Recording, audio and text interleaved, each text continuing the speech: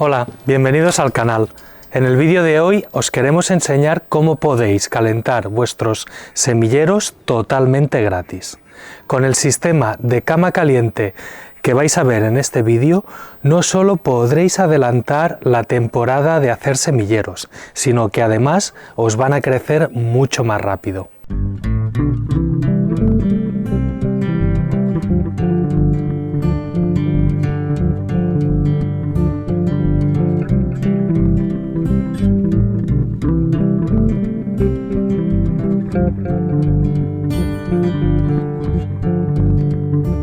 Como ves, nos acabamos de construir este invernadero. Aún le faltan bastantes detalles, pero ya está totalmente operativo. El principal motivo para habérnoslo construido es poder hacer los semilleros gastando mucha menos energía. En un vídeo anterior en el que hicimos sobre semilleros, que por cierto, por si aún no lo has visto, te dejo por aquí el enlace, os enseñamos la instalación que tenemos en el interior para cultivar los semilleros y que durante los últimos años nos ha funcionado muy bien.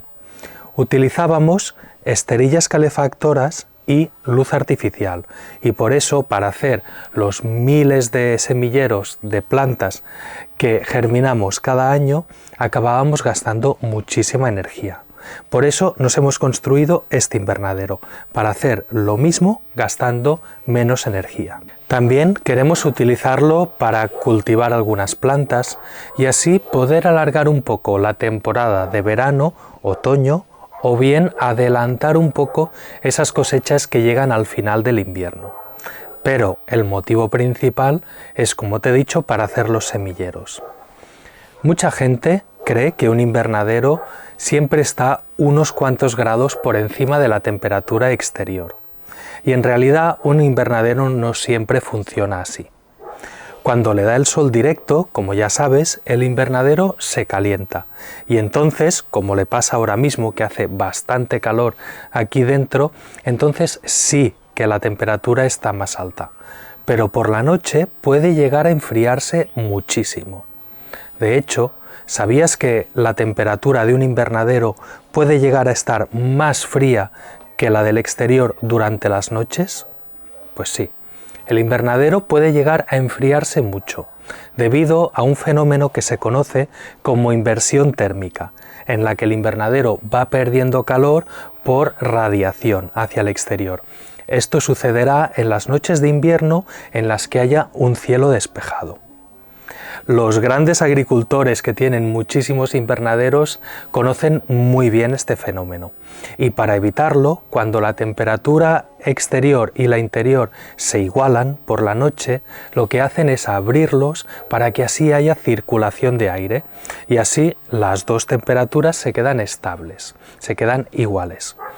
Lo que pasa es que para nuestras semillas eso no nos interesa. No queremos que cuando haga más frío la temperatura de dentro sea igual que la de fuera. Lo que nos interesa es mantenerlo siempre un poco más caliente. Este fenómeno sorprende a mucha gente que, aunque sí que se imaginaban que la temperatura del interior del invernadero puede bajar, pero como máximo hasta igualar la temperatura exterior. Pero no es así. La temperatura del invernadero puede bajar por debajo. Si quieres saber más sobre este fenómeno y cómo afecta a los invernaderos, te dejo un link en la descripción del vídeo para que así puedas ahondar un poco más. En este vídeo no me extenderé demasiado explicando la inversión térmica. Fíjate, por ejemplo, que las mayores extensiones de invernaderos o la mayor extensión de invernaderos de Europa se sitúa en el sur de España, en Almería, el llamado Mar de Plástico. Y fíjate que justamente esa es una zona bastante cálida, donde no hay muchos problemas de heladas ni mucho menos, porque hace bastante calor en Almería.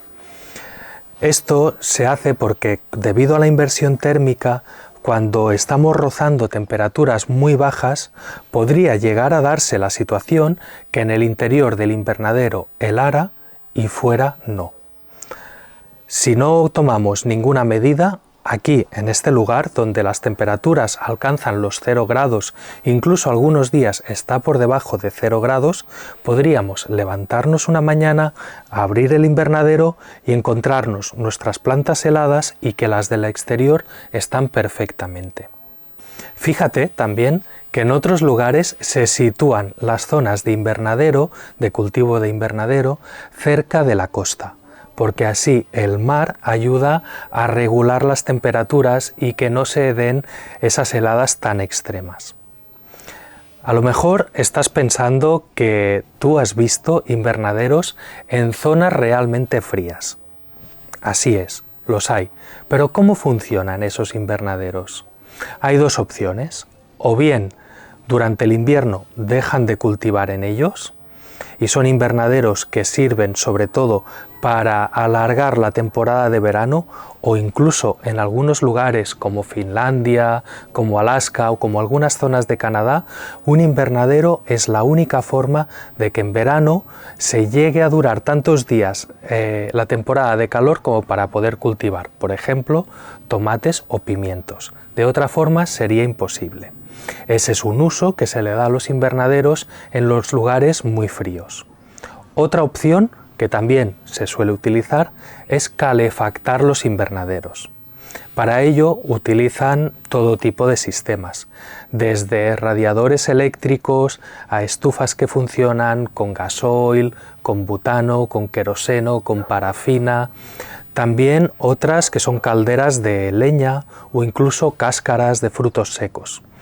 Se puede utilizar para el interior un sistema de radiación con tubos llenos de agua caliente que van pasando entre los cultivos o cañones que lanzan el aire caliente al ambiente. Bueno, hay todo tipo de sistemas para gestionar el calor de los invernaderos. Y hoy te quiero enseñar uno de ellos, uno que es totalmente gratuito y que se puede usar para estos invernaderos tan grandes, pero también se puede usar si lo que estás usando es una pequeña caja para cultivar tus semilleros y quieres adelantar un poco la temporada. Se trata del sistema de la cama caliente. Es bastante conocido y utiliza el calor, la energía que desprende la materia orgánica en descomposición, o sea, un compost, para calefactar esos semilleros. Igual ya conoces este sistema y en YouTube habrás visto que hay un montón de vídeos haciendo camas calientes. Algunos utilizan cables calefactados o esterillas eléctricas para calentar sus semilleros y otros, como lo que nosotros vamos a proponer hoy, utilizan la energía de la materia orgánica en descomposición. Hoy, más que enseñarte una receta que debas seguir para hacer tu cama caliente, lo que nos gustaría es que entiendas cómo funciona una cama caliente y sobre todo qué función tiene cada uno de los ingredientes que vamos a utilizar, para que así llegues a dominar esta técnica y puedas adaptarla perfectamente a los ingredientes que tú tengas a tu alrededor. Porque una de las ventajas de hacernos una cama caliente es que sea totalmente gratuito, porque la energía ya sabes que cada día está más cara y lo que nos interesa, entre otras cosas, con este sistema es poder ahorrar. Si te parece, empezamos por el principio. ¿Por qué se calienta la materia orgánica en descomposición? Esto sucede porque hay muchos microorganismos trabajando en ella, los descomponedores. Estos organismos lo que hacen es romper los enlaces que conforman la materia orgánica y de ellos extraen la energía que necesitan para vivir. Pero no son tan eficientes y no aprovechan toda esa energía que hay en los enlaces de la materia orgánica. Hay una buena parte que se les escapa, que no pueden aprovecharla, y esa energía se escapa, se disipa en forma de calor. Entonces, si en un compost hay un montón de microorganismos procesando materia orgánica, pero en el suelo también los hay, ¿cómo es que se calienta un compost y no se calienta el suelo de la misma manera? En primer lugar, es por la cantidad de microorganismos, porque en un compost hay muchísimos más. Y no estamos hablando de que hayan el doble, el triple o 5 o 10 veces más, no. Estamos hablando de millones de veces más, incluso magnitudes muy superiores a ese millón. Es como si en una habitación hay 2 personas o en el mismo espacio hay 100 personas. ¿Verdad que la habitación estará más caldeada cuando haya muchísima gente? Pues algo parecido. Pero no es ese el único fenómeno. También tiene que ver con el tipo de microorganismos que haya y la actividad que estos hacen. Por ejemplo, existen microorganismos que tienen un ciclo de vida muy corto, como algunas bacterias o las levaduras, por ejemplo. Y en ese corto periodo de tiempo procesan grandes cantidades de materia orgánica. Por eso hacen muchísimo trabajo que genera mucha cantidad de temperatura, de calor. Los hongos, en cambio, por ejemplo, son organismos que van trabajando a otro ritmo, tienen ciclos de vida más largos y no generan tanta temperatura. Los microorganismos más rápidos en trabajar necesitan gran cantidad de nitrógeno. ¿Empiezas a ver un poco por dónde voy? ¿Verdad que un compost, cuando lo hacemos y ponemos más materiales ricos en nitrógeno, tarda menos y se calienta más? Porque estamos promoviendo la aparición de esos microorganismos rápidos, muy eficientes y que trabajan muchísimo en poco tiempo. Por eso se calienta más y el proceso dura menos. En cambio, si hacemos un compost con menos concentración de nitrógeno, se van a instalar más bien hongos, como sucede en el suelo de un bosque. No se calienta tanto y el proceso es muchísimo más lento. En realidad, en una pila de compost lo que sucede normalmente es que al inicio hay una fase de más calor, donde esa materia orgánica se coloniza sobre todo por esas bacterias y esas levaduras más rápidas, y hacia el final del proceso, ya en la etapa de maduración, cuando ya no queda tanto nitrógeno disponible, entonces entran los hongos y siguen trabajando a un ritmo más lento y con una temperatura más baja. En la mayoría de compost se dan los dos tipos de proceso. Con esta información que te he dado, ya puedes imaginarte que una cama caliente tiene que tener materia orgánica muy rica en nitrógeno. Además, al igual que pasa con un compost, para que éste funcione bien y se caliente desde el inicio, necesitaremos una buena altura. Ahora vamos a entrar al invernadero y verás que hemos construido unos bancales de madera que miden 45 centímetros. Por eso, lo primero que vamos a hacer será poner unas maderas para aumentar la altura. Empezaremos a trabajar con unas maderas de 60 centímetros, pero más adelante iremos añadiendo capas y subiremos un segundo piso, para así conseguir una buena cama caliente y tener ese calor que va a acelerar todo el proceso de nuestros semilleros. Pero antes de entrar me gustaría hacerte un pequeño comentario.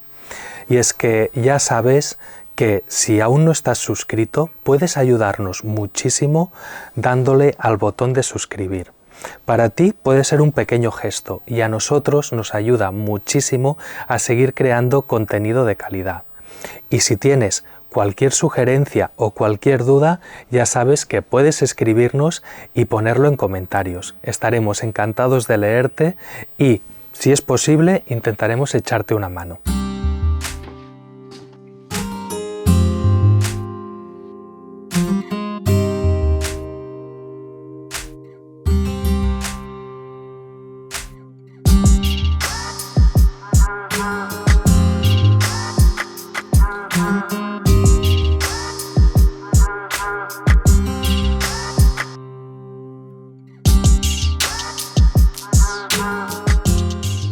Esta estructura que acabamos de montar es algo provisional. Como podéis ver, la hemos atado con un simple alambre, ni siquiera le hemos puesto tornillos. Y es que, como vamos a hacer un compost muy rico en nitrógeno y va a ir muy rápido, nuestra intención es usar luego este compost como sustrato en los bancales que tenemos aquí dentro. Es un compost fresco, va a ser un compost fresco, así que lo primero que sembraremos será algo que tolere esas condiciones. Para empezar nuestra pila de compost vamos a poner en la parte de abajo un material muy absorbente. En nuestro caso va a ser cartón. A nosotros nos gusta romperlo y poner trozos no demasiado grandes porque hemos visto que de esta manera absorbe mejor la humedad y además se descompone más fácilmente. La capa que irá justamente encima será biochar o carbón activado. Y esto es por la peculiaridad que tenemos nosotros. Como habéis visto, el invernadero está encima de un suelo asfaltado, de piedra. Entonces, el tema de recoger los lixiviados toma mucha importancia. El biochar o carbón activado es un material muy absorbente. Luego, más adelante, lo usaremos en otras capas de nuestro compost y tendrá otra función. Ya luego os lo explico. Ahora vamos a ir con una capa rica en nitrógeno. En este caso, estiércol bastante fresco. Por supuesto, ya le hemos hecho el test para detectar si tiene pirálidos que te explicamos en el vídeo del compost tóxico. Si aún no lo has visto, te dejo por aquí el link porque es un vídeo muy importante de ver. Normalmente, cuando montamos una pila de compost, te aconsejamos que este esté suelto y aireado. Pero en este caso vamos a compactar las capas de nuestra cama caliente porque nos interesa crear un ambiente más anaeróbico, es decir, que no tenga tanto oxígeno. Como nos interesa que los organismos que lo colonicen procesen la materia orgánica rápido y generen mucha temperatura, los que son capaces de cumplir estas condiciones son los organismos fermentadores, que son básicamente bacterias y las levaduras y algunas bacterias. Bien, estos organismos no son totalmente anaeróbicos, son lo que se llama anaeróbicos facultativos, es decir, que pueden vivir sin oxígeno, pero que en algún momento de su ciclo vital van a necesitar de este.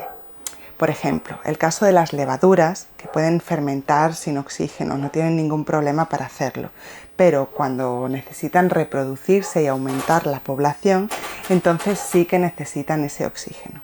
Por mucho que compactemos inicialmente nuestra pila, no pasa nada, porque en los espacios entre partículas sigue quedando un poco de oxígeno atrapado.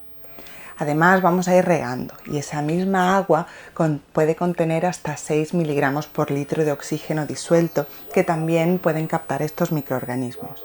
Así que van a tener el oxígeno suficiente para poder colonizar el medio sin problema.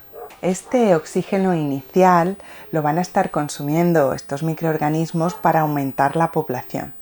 Pero llegados a cierto punto, cuando ya no les quede oxígeno, se van a poner a fermentar y va a ser entonces cuando suba exponencialmente la temperatura. De esta manera, limitándoles la cantidad de oxígeno inicial, lo que hacemos es adelantar el momento, ese pico de temperatura. Esto hará que antes lleguemos a esos 30-40 grados que necesitamos para poder poner nuestros semilleros encima. Aunque luego la temperatura de la pila siga subiendo más, a partir de esa temperatura ya podemos poner nuestras bandejas encima. Trabajar de esta forma puede ser muy eficiente. Lo que pasa es que conforme pase el tiempo, esta población de microorganismos va a envejecer y va a necesitar renovarse. ¿Y cómo se van a reproducir si ya no tienen oxígeno? Pues bien, van a usar el azufre que hay presente en la materia orgánica y esto no nos interesa. En primer lugar, porque cuando usan azufre no se reproducen ni tan rápido ni tan bien como lo hacen con el oxígeno. Y en segundo lugar, porque cuando usan azufre empieza a desprenderse olores azufrados bastante desagradables. Olor a desagüe, a col hervida, a huevos podridos. En el momento en el que empecemos a notar estos olores tan desagradables, deberemos airear nuestra pila. Lo más sencillo es hacerlo con un aireador de compost. Lo introduciremos y crearemos unos canales que permiten entrar el oxígeno a las capas más internas. Si no aireáramos la pila en estos momentos, la población de microorganismos anaeróbicos facultativos iría muriendo e iría dando paso a los microorganismos anaeróbicos estrictos. y entre estos hay algunos que pueden ser patógenos y otros que simplemente huelen mal. Por eso, cuando hablamos de compost, de materia orgánica, de purines, siempre se intenta evitar los procesos anaeróbicos. Aunque la gente suele hacerse la idea de que como lo anaeróbico huele mal, es malo o tiene patógenos. Y esto es algo inexacto. La verdad es que existen procesos muy sencillos, como sería el del vino, el del pan o el del vinagre, que son anaeróbicos, porque son fermentaciones. Lo que ocurre es que hay que diferenciar entre los anaeróbicos facultativos y los anaeróbicos estrictos. De hecho, si te paras a pensar, los anaeróbicos estrictos están muy presentes en la naturaleza y hay maneras de usarlos en nuestro huerto. Por ejemplo, en las primeras capas del suelo sí que consigue penetrar el aire y hay organismos aeróbicos, pero en las capas más profundas, donde no llega el aire ni el oxígeno, está lleno de microorganismos anaeróbicos y para nada tienen que ser patógenos. Más de una vez hemos pensado que nos gustaría hacer algún vídeo explicándote cómo usar esos microorganismos anaeróbicos en tu huerto para así poder trabajar capas más profundas del suelo. Pero bueno, eso es algo que llegará con el tiempo y que estamos trabajando en ello.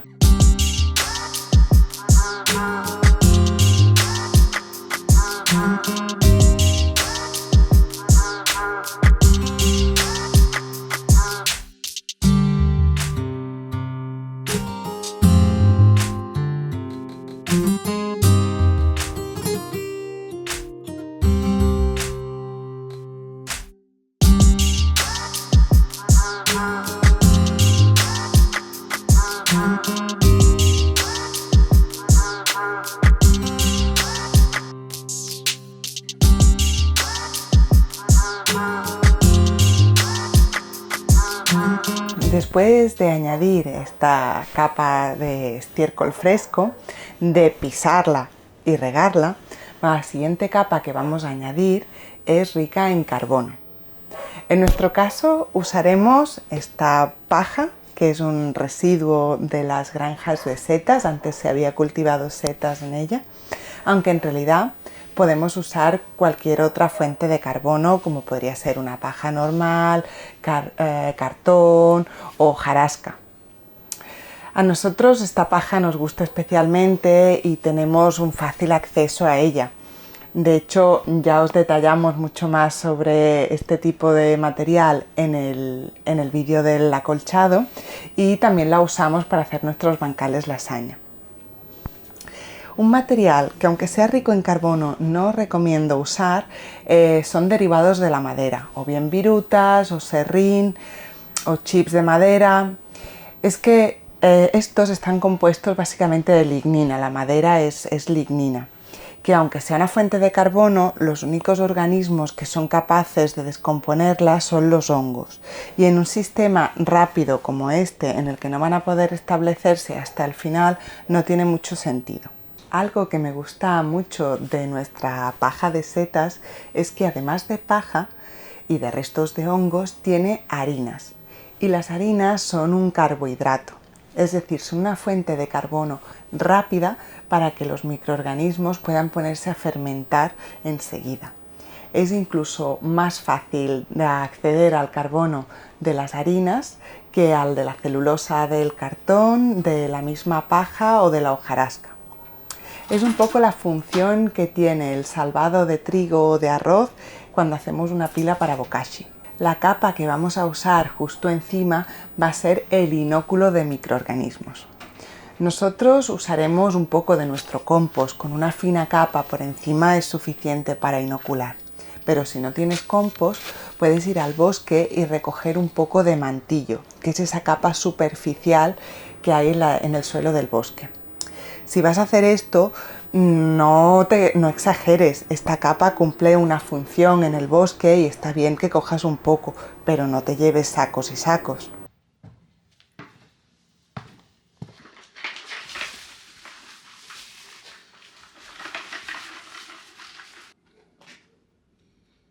Ahora que nuestros microorganismos del compost están encima de una capa rica en carbono, que tiene mucho almidón y mucha celulosa, Lo que queremos hacer para que las cosas vayan aún más rápida es proporcionarles una fuente de carbono mucho más rápida. Así que los vamos a regar con melaza. La melaza es rica en glucosa y fructosa, que son dos azúcares que los microorganismos pueden tomar directamente del medio. Si no tienes acceso a melaza, pues siempre puedes usar agua con azúcar de caña disuelto, mucho mejor si es azúcar integral, aunque la melaza tiene otros micronutrientes que van a ir muy bien para nuestros microorganismos. Si trabajas con melaza, es importante asegurarse que esta no contiene sulfitos, porque los sulfitos matan a los microorganismos. Nosotros vamos a trabajar con esta, es de la marca Cultivers. Es una marca que ya te hemos nombrado en más de una ocasión en el canal. Y es que gracias a esta colaboración podemos ofrecerte un 10% de descuento al comprar este producto o cualquier otro de su gama. Simplemente cuando entres a la página web puedes teclear Cultivers-latanina, todo en mayúsculas como aparece en pantalla, y te aplicarán en tu compra un 10% de descuento. Gracias a este tipo de colaboraciones, el canal puede mantenerse y seguir creciendo. Y además tú te beneficias de un 10% de descuento en productos ecológicos y de muy buena calidad. Si te has fijado antes, cuando hemos regado la primera capa de estiércol, el agua era marrón, y es que ya hemos estado poniendo algo de melaza en las primeras capas. Puedes usar más o menos, como te guste. Piensa que cuanta más utilices, más rápido arrancará a fermentar y con más fuerza. Nosotros ponemos 3 o 4 cucharadas de melaza por cada regadera de unos 10 litros, pero esto es una medida totalmente aproximada. Si quieres poner más o menos, lo dejamos a tu criterio. A continuación pondremos otra capa de estiércol, otra capa de paja, otra capa de estiércol, de paja de setas y así sucesivamente. Con esto nos quedaría una cama caliente perfecta. Pero nos gustaría enseñarte cómo usar otro tipo de ingredientes que pueden ser también interesantes. Por ejemplo, el café. El café es un material muy rico en nitrógeno. Como ya te enseñamos en el vídeo de los pozos de café, se puede usar en el compost.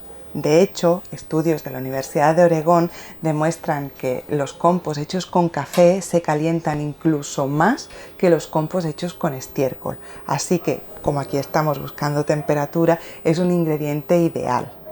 Además, es muy fácil de conseguir. Simplemente preguntando en algún bar, lo más probable es que estén encantados de darte los pozos de café. Así se ahorran el tener que llevarlos a la basura. Eso sí, te recomiendo que no uses más del 15-20% total de la cama caliente de café, siempre por debajo de esta cantidad. También puedes usar otro tipo de estiércol, siempre y cuando sea fresco o bastante fresco. Por ejemplo, la gallinaza. La gallinaza es muy rica en nitrógeno y podría sustituir perfectamente el estiércol de caballo. Nosotros no usamos nuestra cama del gallinero porque la hacemos con virutas de madera, y como te comentaba antes, la madera es muy rica en lignina y esta no se iba a descomponer rápidamente en nuestra cama caliente. Eso sí, si tu intención cuando desmontes la cama caliente es tirar esto al compost, entonces no habría ningún problema, porque ya en el compost se acabará de descomponer esa lignina. Como nosotros lo queremos usar luego en nuestros bancales, no nos iba muy bien y por eso no lo estamos usando. También podrías usar los restos de la cocina para hacer una capa de tu cama caliente. Se consideraría una capa rica en nitrógeno. Si además estos restos tienen un poco de fruta, esto es ideal porque la fruta contiene azúcares que ayudarían a dar ese impulso inicial a nuestros microorganismos. Otro ingrediente interesante podría ser, por ejemplo, la alfalfa, que actuaría un poco como la paja porque es un material absorbente, pero es mucho más rico en nitrógeno. Otro ingrediente que podemos usar es el biochar, que antes lo pusimos abajo, si te acuerdas, como capa absorbente. El biochar, que es carbón activado y no es lo mismo que el carbón convencional, tiene la propiedad de ser extremadamente poroso. Así que es un hábitat ideal para un montón de microorganismos. Si alternamos capas de biochar, estamos proporcionando un hábitat extra a nuestros microorganismos. Si no tienes acceso a carbón activado no pasa nada, es algo opcional, pero no intentes sustituirlo por carbón convencional, porque no es lo mismo. Con todo esto solo pretendo daros ideas para que hagáis vuestra propia receta de cama caliente, no son más que opciones, para nada es obligatorio usar una, dos o todas o ninguna de estas cosas. Bien, se está haciendo de noche y la luz se va por momentos, vamos a intentar acabar a ver si podemos el primer nivel y ya mañana lo retomaremos a partir de aquí.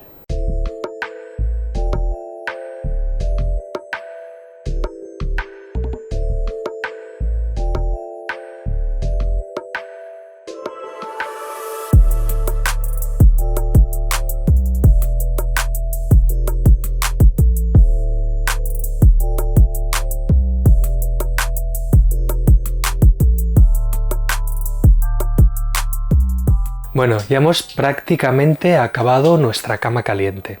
Has visto como al inicio de la jornada de hoy hemos colocado lo primero unas maderas para subir un poco más en altura. Eso es porque necesitamos que nuestra cama caliente tenga un mínimo de altura para poder calentarse bien.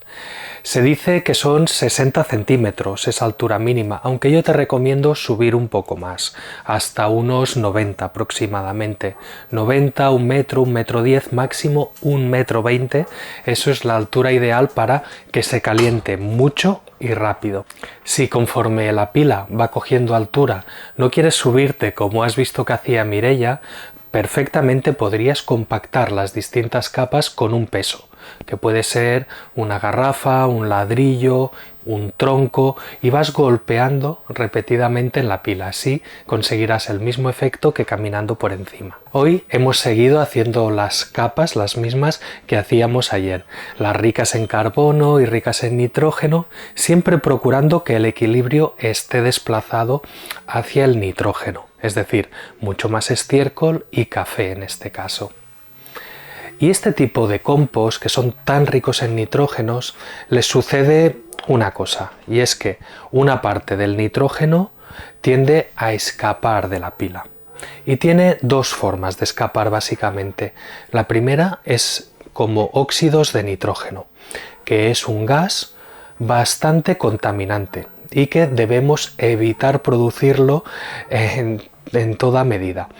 Entonces, podemos estar tranquilos en ese sentido porque está más que comprobado que los procesos de compost que adquieren altas temperaturas, y este es un caso de un compost que se va a calentar muchísimo, prácticamente no generan óxidos de nitrógeno en absoluto. En la descripción del vídeo te dejo, por si te apetece profundizar un poco más, un artículo en el que justamente se experimenta con esto, con cómo los compost más calientes producen muchos menos o incluso prácticamente una cantidad insignificante de óxidos de nitrógeno.